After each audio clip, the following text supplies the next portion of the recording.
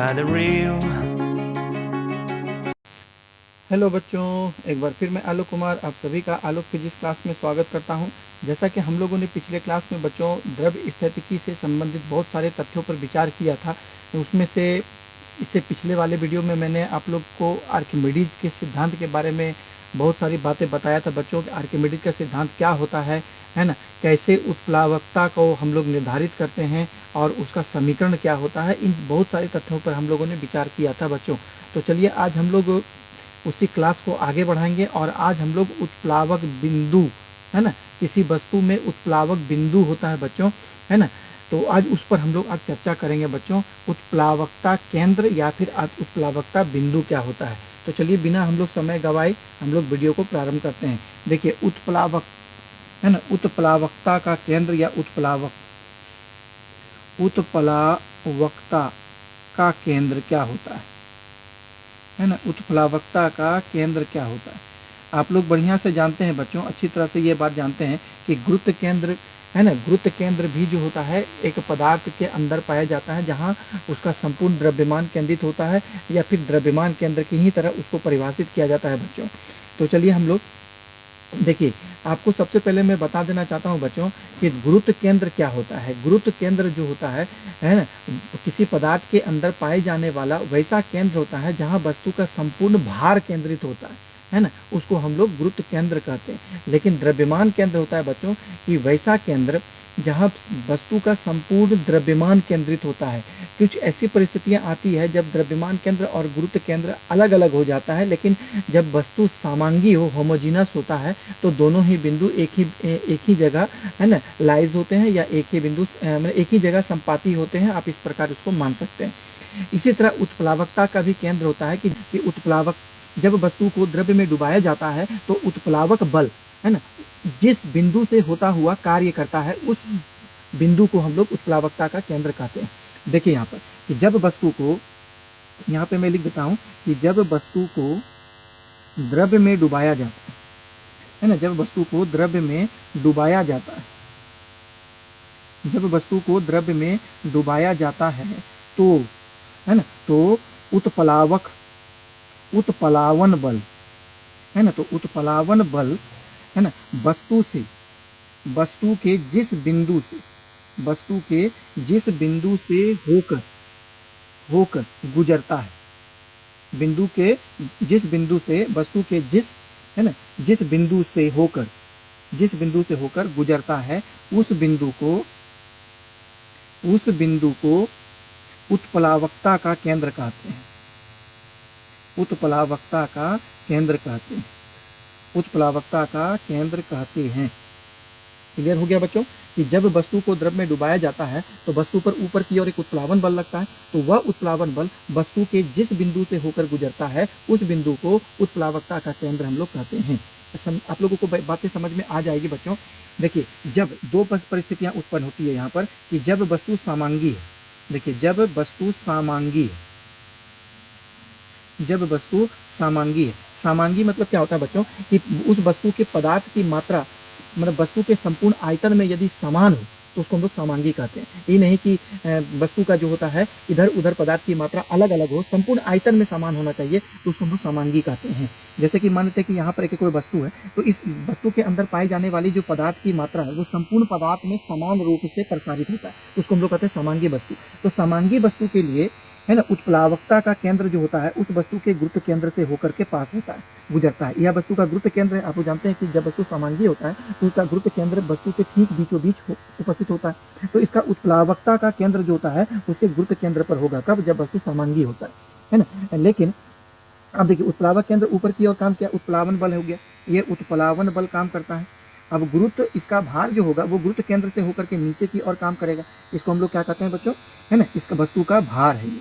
अब देखिए, उत्प्लावन बल ऊपर की ओर, गुरुत्व केंद्र भार नीचे की ओर काम कर रहा है, जिसके वजह से ये वस्तु जो होती है जब द्रव्य में डूबेगी तो किसी प्रकार का घूर्णन प्रभाव उत्पन्न नहीं करेगी, वो सीधा जो है डूब करके तल पर जाकर के बैठ जाएगी। तो यहाँ पर वही लिखूंगा मैं कि जब वस्तु समांगी है, देखिए इस स्थिति में, है ना, समांगी वस्तु की स्थिति में, इस स्थिति में उत्प्लावकता का केंद्र, है ना, इस स्थिति में उत्प्लावकता का केंद्र उत्प्लावकता का केंद्र वस्तु के गुरुत्व केंद्र पर होगा, है ना, वस्तु के गुरुत्व केंद्र पर होगा, गुरुत्व केंद्र पर होगा, है ना। देखिए उत्प्लावन बल ऊपर की ओर काम करता है, आप लोग जानते हैं। तो यहाँ पे क्या लिखेंगे, देखिए उत्प्लावन बल ऊपर की ओर, उत्प्लावन बल ऊपर की ओर तथा भार नीचे की ओर काम करता है ना, नीचे की ओर कार्य करता है, जिससे वस्तु पर लगने वाला परिणामी बल शून्य हो जाएगा, जिससे वस्तु पर लगने वाला परिणामी बल शून्य हो जाएगा, है ना। और वस्तु क्या होगा, और वस्तु रेखीय गति करते हुए, है ना, रेखीय गति मतलब सीधा, बिना लुढ़के, बिना घूर्णन गति किए रैखिक गति करते द्रव्य में डूबेगी या डूब जाएगी, द्रव्य में डूब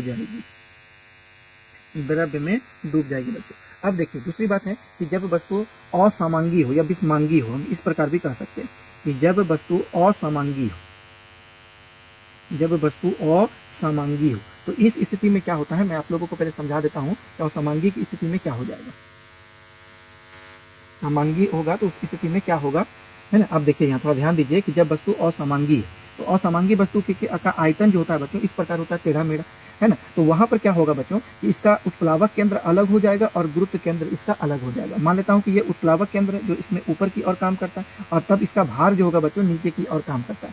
यहाँ पर क्या होगा कि उत्प्लावन बल काम कर रहा है, यहाँ उत्प्लावन के बल और यहाँ पर वस्तु का भार। अब देखिए ये क्या करेगा कि बल ऊपर की ओर और भार नीचे की ओर, जिसके वजह से वस्तु में एक घूर्णन प्रभाव उत्पन्न हो जाएगा और वस्तु जो होती है घूर्णन गति करते करते है ना द्रव्य के सतह के अंदर जाके बैठ जाएगी या समा जाएगी। तो यहाँ पर मैं बात लिख देता हूँ कि देखिए इस स्थिति में क्या होगा, है ना, इस स्थिति में उत्प्लावकता का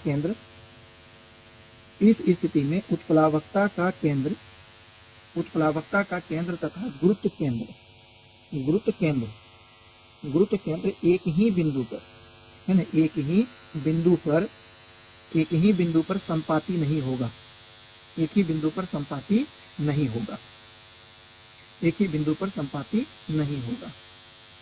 है ना। इस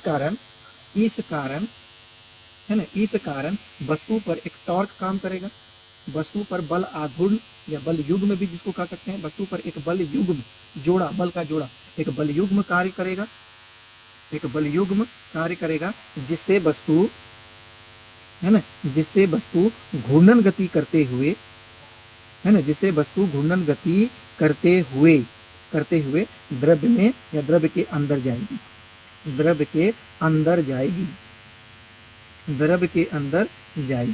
है ना। तो आप लोग ये प्रैक्टिकल आप लोग अपने दैनिक जीवन में भी कर सकते हैं कि आप एक गोला के आकार का कोई वस्तु आप द्रव्य के अंदर फेंकिएगा तो देखिएगा वो सीधा द्रव्य के अंदर गिरेगा, लेकिन आप एक बड़े पत्थर का जिसका आकृति जो होती है विषम होती है, जब आप उसको फेंकिएगा तो देखिएगा वो द्रव्य के अंदर घूर्णन गति करता हुआ अंदर की ओर जाएगा। तो उसका कारण बच्चों यही है ना। तो चलिए हम लोग आगे बढ़ते हैं बच्चों और हम लोग जानने का प्रयास करते हैं कि तैरने का नियम क्या होता है, इस पर हम लोग बात करेंगे बच्चों। तैरने का नियम क्या होता है, देखिए तैरने का नियम क्या है। देखिए जब वस्तु को द्रव्य में डुबाया जाता है ना, जब वस्तु को द्रव्य में डुबाया जाता है तो वस्तु पर, है ना, तो वस्तु पर दो तरह के बल काम करते हैं, वस्तु पर दो तरह के बल कार्य करते हैं, वस्तु पर दो तरह के बल कार्य करते हैं। पहला बल क्या है, पहला बल देखिए वस्तु पर लगने वाला उत्प्लावन बल, है ना, वस्तु पर लगने वाला उत्प्लावन बल, और दूसरा जो है वह वस्तु का भार है ना, वस्तु का भार।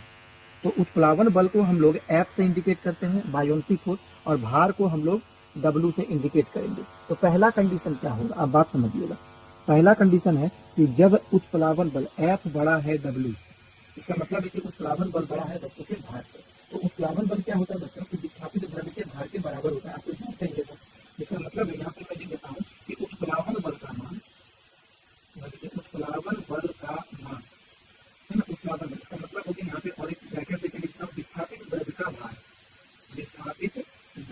का भार, यही देता है उत्प्लावक बल का मान। बड़ा है जब ये बड़ा हो किससे, वस्तु के भार से, वस्तु के भार से।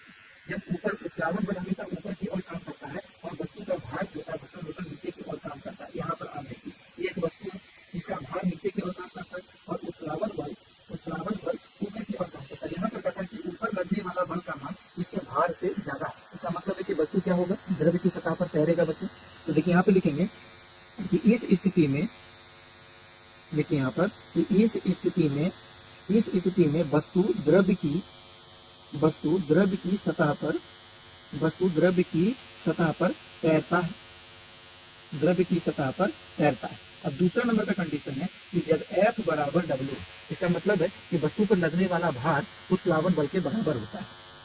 तो इस स्थिति में क्या होगा कि ऊपर लगने वाला भार और नीचे लगने वाला बल दोनों आपस में बराबर है, मतलब ऊपर की ओर लगने वाला उत्प्लावन बल और नीचे वस्तु का भार दोनों आपस में बराबर है। तो इस स्थिति में क्या होगा, ये वस्तु द्रव्य के सतह के अंदर संतुलन की स्थिति में रहता है। तो यहाँ पे मैं लिख देता हूँ कि इस स्थिति में, देखिए यहाँ पर कि इस स्थिति में वस्तु द्रव्य के सतह के अंदर संतुलन की स्थिति में रहेगा, संतुलन की स्थिति में रहेगा। समझ में आ गया। मान लेते हैं कि ये द्रव्य की सतह है ना, ये द्रव्य की सतह और ये वस्तु है। देखिए यहाँ पर संतुलन की स्थिति में ये रहेगा, यहाँ पर है ना। और तीसरा नंबर का कंडीशन क्या है बच्चों, आप देखिए तीसरा नंबर का स्थिति है मेरा कि जब F छोटा है W से, मतलब वस्तु का भार बड़ा है। देखिए इस स्थिति में है ना, इस स्थिति में वस्तु का है ना, इस स्थिति में वस्तु क्या होगा, द्रव्य के अंदर डूब जाएगा, द्रव्य के अंदर डूब जाएगा। तो ये बात आप लोगों को समझ में आ गया होगा। इसी को हम लोग तैरने का नियम कहते हैं। अब वस्तु जब प्लवन करता है बच्चों, है ना, प्लवन मतलब जल की सतह के ऊपर तैरता है, तो थोड़ा इस बात पर हम लोग यहाँ पर चर्चा करते हैं। इसको हम लोग प्लवन का भी नियम कहते हैं, फ्लोटेशन को लॉ भी कहा जाता है, प्लवन का नियम। देखिए हम यहाँ पर कल्पना करते हैं कि यह द्रव्य का सतह है ना, हम लोग यहाँ पर कल्पना करते हैं बच्चों कि यह द्रव्य का सतह है ना, द्रव्य का सतह है और यहाँ पर वस्तु जो है इस प्रकार थोड़ा सा इसका अंदर भाग जो है डूबा हुआ है, ये भाग जो इसका डूबा हुआ है अंदर की ओर। आप देख पा रहे हैं कि ये भाग अंदर की ओर डूबा हुआ है। तो ये प्लवन कब करेगा, देखिए ये जितना भाग इसका डूबा हुआ है, यदि ये भाग द्वारा विस्थापित द्रव्य का भार इस संपूर्ण वस्तु के भार को संतुलित कर दे, तब ये प्लवन कहलाता है। देखिए जब वस्तु द्रव्य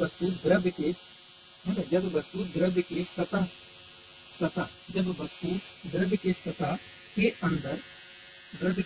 के अंदर कुछ है ना डूबा रहता है, द्रव्य के सतह के अंदर कुछ डूबा रहता है। तो प्लवन की स्थिति में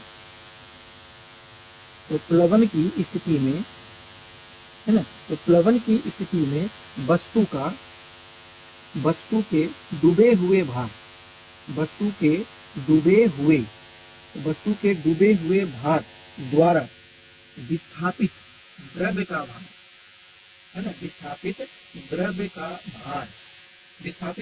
भार वस्तु के संपूर्ण भार के बराबर हो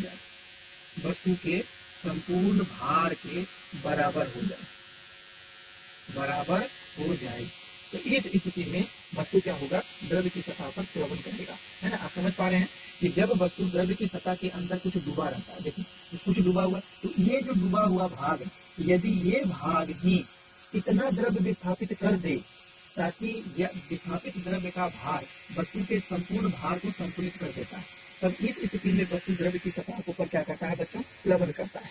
बात समझ में आ गया। तो यही है प्लवन का नियम है। तो चलिए हम लोग आगे बढ़ते हैं बच्चों और कुछ नया चीज फिर जानने का प्रयास करते हैं। तो चलिए बच्चों हम लोग आगे बढ़ते हैं और मैं आप लोगों को पहले बता देना चाहता हूं बच्चों, 11th और 12th का एग्जाम वो पास कर जाते हैं, लेकिन फिर भी उसे समझ में नहीं आता है कि घनत्व कैसे परिभाषित किया जाता है, घनत्व को कैसे किसी पदार्थ का कम होता है या पदार्थ का ज्यादा होता है, इसको कैसे डिफाइन किया जाता है, उनको कंसेप्ट नहीं हो पाता है। कुछ बच्चे द्वारा जो है ये प्रश्न मुझसे अधिकांशतः पूछे जाते हैं, है ना। तो चलिए मैं आज आप लोगों को घनत्व के बारे में जो है कंसेप्ट को क्लियर कर देता हूँ कि घनत्व क्या होता है ना। तो चलिए देखते हैं। सबसे पहले मैं यहाँ पर घनत्व को परिभाषित करता हूँ बच्चों की घनत्व क्या होता है। देखिए प्रति एकांक देखिए यहाँ पर कि प्रति एकांक आयतन के द्रव्यमान को घनत्व कहते हैं। प्रति एकांक आयतन के द्रव्यमान को घनत्व कहते हैं। घनत्व कहते हैं। प्रति एकांक आयतन के द्रव्यमान को घनत्व कहते हैं। तो मान लेते हैं, देखिए माना देखिए एम या भी है ना, भी आयतन वाले किसी वस्तु का द्रव्यमान m है। भी आयतन वाले किसी वस्तु का द्रव्यमान m है। तो एकांक आयतन वाले किसी वस्तु का द्रव्यमान कितना हो जाएगा, m/v होगा। तो यही मेरा घनत्व की परिभाषा है बच्चों की प्रति एकांक आयतन के द्रव्यमान को घनत्व कहते हैं। तो यहाँ भी एकांक आयतन वाले वस्तु का द्रव्यमान कितना हो गया, m/v। यही मेरा है घनत्व। इसी को हम लोग इंडिकेट करते हैं रो से। तो रो इज इक्वल टू क्या हो गया, m/v। इसी को हम लोग क्या कहते हैं, घनत्व कहते हैं। तो घनत्व का SI मात्रक क्या होता है, घनत्व का SI मात्रक क्या होता है बच्चों, इसका SI मात्रक, द्रव्यमान का SI मात्रक क्या हो गया, किलोग्राम है ना, और आयतन का मात्रक होता है मीटर क्यूब। इसका मतलब इसका SI मात्रक केजी प्रति मीटर क्यूब भी होता है। इसका बीमा कितना होगा आप लोग जानते होंगे। तो द्रव्यमान का बीमा होता है m और आयतन का बीमा होता है L क्यूब। तो कुल मिलाकर के इसका बीमा कितना हो गया, m/−3। इसकी बीमा इस प्रकार होती है। अब देखिए हम लोग इतनी बातें तो समझ गए कि घनत्व है क्या, लेकिन किसी वस्तु का घनत्व का निर्धारण हम लोग किस प्रकार करेंगे। तो देखिए इसका सबसे पहली बात है कि इसका दो तरीका है कि आप लोग किसी वस्तु का घनत्व का निर्धारण कर सकते हैं। तो सबसे पहले हम लोग क्या करेंगे कि किसी वस्तु का आयतन को नियत कर देंगे, है ना। देखिए आयतन को नियत कर द्रव्यमान ज्ञात कर लेते हैं। द्रव्यमान ज्ञात कर लेते हैं, है ना। आयतन को नियत कर द्रव्यमान ज्ञात कर लेते हैं। हम लोगों को पता चल जाता है कि किसी वस्तु का घनत्व ज्यादा है या किसी वस्तु का घनत्व कम है। उदाहरण के तौर पे आप यहाँ पर देख सकते हैं। जैसे कि दो लेता हूँ, एक लोहा लेता हूँ और एक लकड़ी लेता हूँ। अब दोनों में से हमको जानकारी नहीं है कि किसका घनत्व ज्यादा है और किसका घनत्व कम है। तो हम लोग क्या करते हैं कि आयतन के बराबर कर देते हैं। हम लोग यहाँ पर करते क्या है कि 1 सेंटीमीटर यहाँ पर 1 सेंटीमीटर क्यूब है, जिसका आयतन का एक बक्सा लिए है, एक बॉक्स लिए है जिसका आयतन है 1 सेंटीमीटर क्यूब। अब इस बॉक्स के अंदर हम लोग है ना, ये 2 बॉक्स लिए 1 सेंटीमीटर क्यूब, इसमें हम लोग लकड़ी रख देंगे, और इसमें हम लोग आयरन रख देंगे, लोहा है ना। यहाँ पर लकड़ी रखा हुआ है, लकड़ी रखा हुआ है और यहाँ पर लोहा रखा हुआ है। दोनों का आयतन तो समान हो गया, लोहे का आयतन और लकड़ी का आयतन समान हो गया। अब आप इसका द्रव्यमान ज्ञात कर लें। तो जब 1 सेंटीमीटर क्यूब दोनों का आयतन है तो द्रव्यमान कितना ज्यादा होगा, द्रव्यमान तो लोहा का ज्यादा होगा, है ना। द्रव्यमान इसका ज्यादा होगा और लकड़ी का कम है। तो जिसका द्रव्यमान ज्यादा होगा उसका घनत्व भी ज्यादा होगा। इसका मतलब यहाँ पर आयतन समान है तो जिस वस्तु का द्रव्यमान